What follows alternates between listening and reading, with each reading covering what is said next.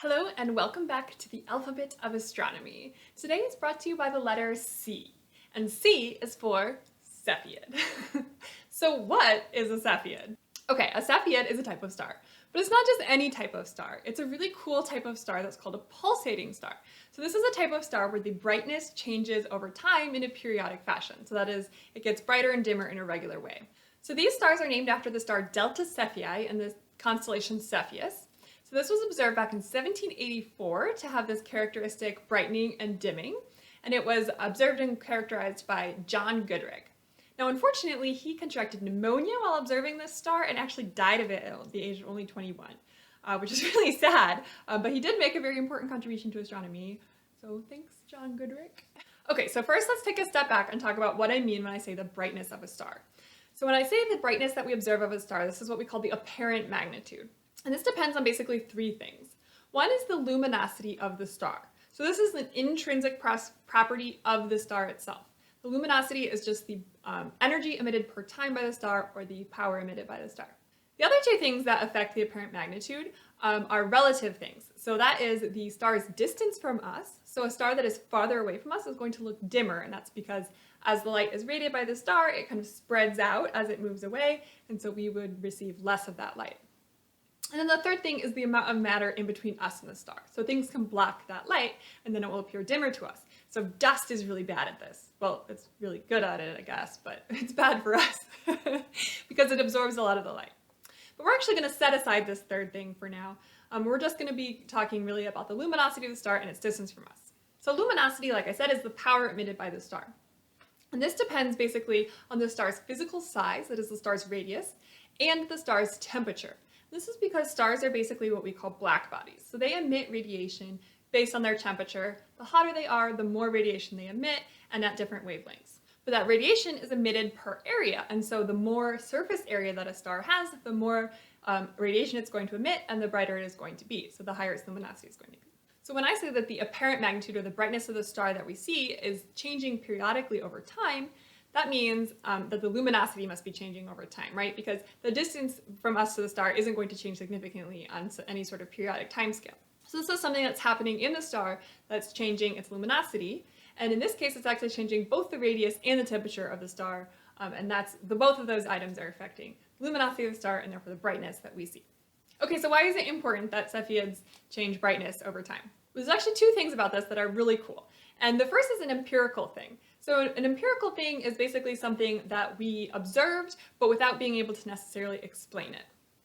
And this is something that happens a lot in astronomy, right? Because we look out and we see these awesome, cool objects in the universe and we have no idea what's going on. But that doesn't mean that we can't still notice patterns and kind of categorize things. And that's exactly what happened with the Cepheids. So it was actually noticed that the period over which the brightness of a star changed was related to its brightness itself. So the actual luminosity of the star. And this was for stars that were all located around the same distance from us. So we knew that it wasn't the distance being a factor.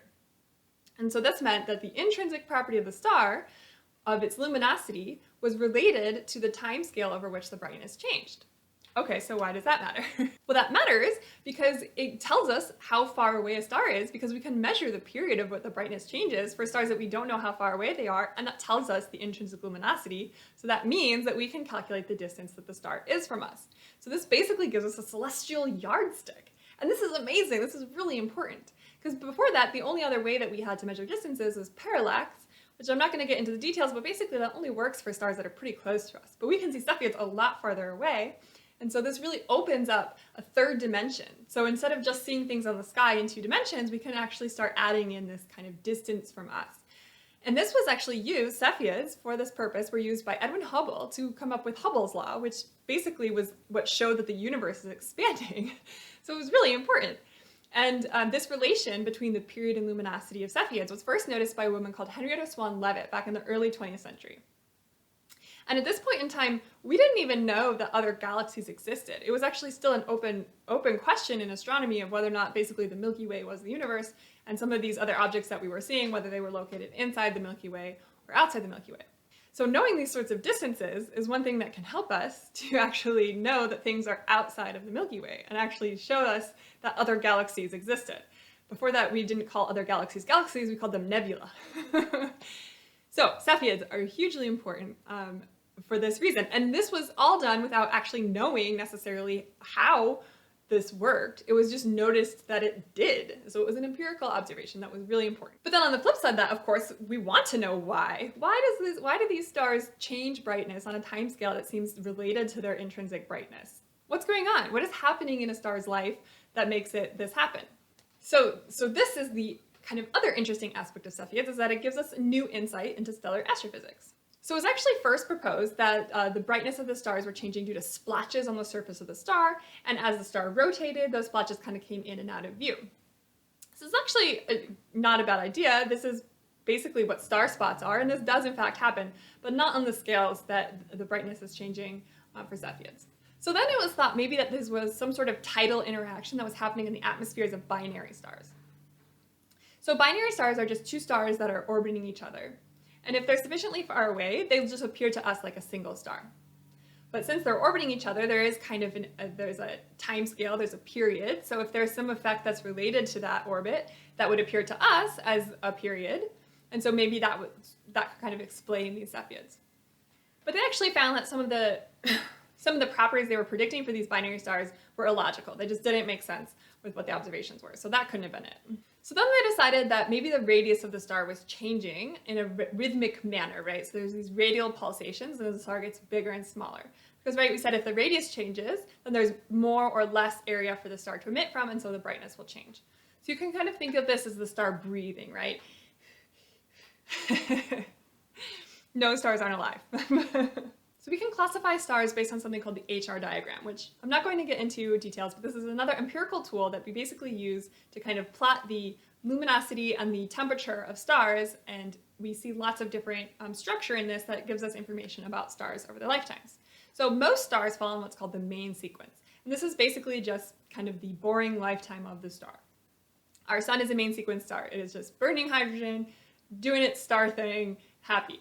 But before stars are on the main sequence, they're born and they kind of travel onto main sequence. So they have a pre-main sequence life as they're kind of forming.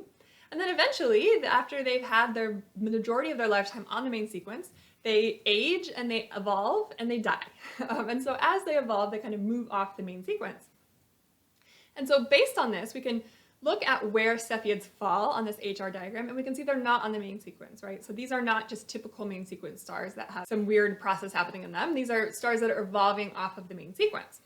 We also know that these stars aren't very common, and so that means this period, this phase of life of a star is probably pretty short. Now, it's not short enough that we could actually observe a single star, say, transiting through this period of its lifetime, because the timescales are way too long for that. And this is a common problem in astronomy, right? The timescales are just so long we can't really observe something start to finish.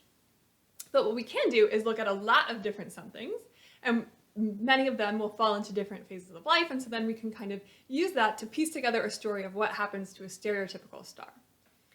And so that's exactly what they did for Cepheids, and they found that this area of the HR diagram is basically what's called an instability strip. So as stars pass through this area, and when I say pass through this area, this is not a physical thing, it's in parameter space, right? So as they reach this kind of combination of luminosity and temperature, something in the interior of the star starts happening, where you start getting these radial pulsations, and that is why we get Cepheids.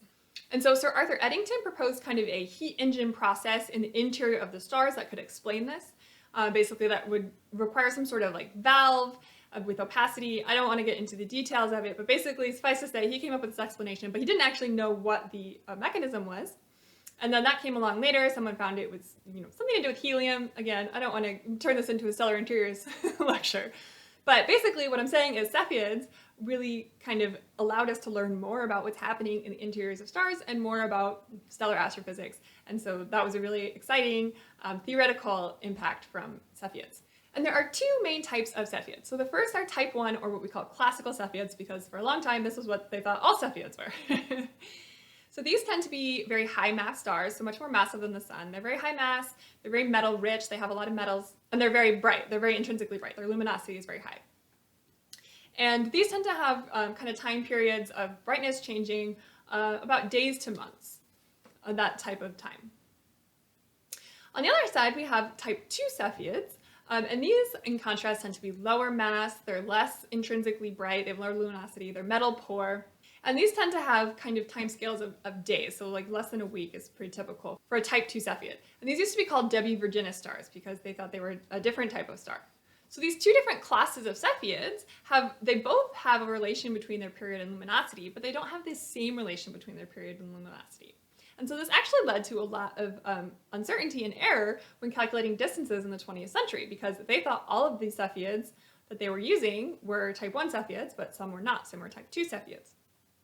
And when they actually figured this out, and it wasn't until the 1950s that they figured this out, it actually changed most of the distance measurements by a factor of about 2. So this was a pretty significant effect. We thought things were twice as big as they were, or half as big? I don't remember. But suffice to say, it was really important to get right. And again, this kind of goes back to how theory and observation work together, right? Because observationally, we were just seeing these pulsating stars and we just classed them all together and thought that they were all the same, but then theoretically we're able to come through and understand that there's actually two different classes where the same kind of thing is happening, but it manifests in slightly different ways because of the properties of the stars.